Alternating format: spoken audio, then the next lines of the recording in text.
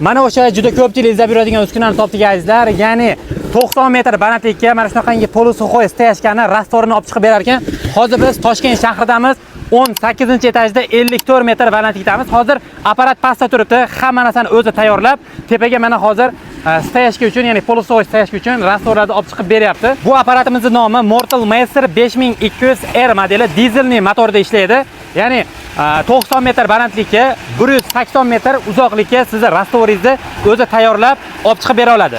Hozir mana vertolyot yurgizish jarayoni, ya'ni ko'rgan bo'lsangiz yurgizgandan keyin juda ham silliq holatga keladi. Xullas, mana shu apparat yordamida, ya'ni 5200R modeli Mortal Masterda bemalol bir kunda 300 kvadrat joy qilish imkoniyatiga ega, ya'ni 4 ta 5 ta odam bilan. Hozir bu yerda mana tekizlab ketilyapti pro yordamida. Oxiri vertolyot yurgizgandan keyin bo'ldi. 3 soatdan keyin buni ustida bemalol odam yursa bo'laverar ekan. Aynan hozir tepaga 54 metr balandlikka chiqarib bergan apparatimiz mana shu bo'ladi, 5200R modeli. Bu 3-pozitsiya hisoblanadi, ya'ni bu yerda qo'shimcha bitta odamni o'rnini bajarib beruvchi shunaqa qo'shimchasi bor, ya'ni bu yerda qomash oylarida bu yerga surib tortib bera oladi. Bu dizelli motor bilan ishlaydigani, xudo xolasa showroomga o'tganda narxlarini aytib o'tamiz.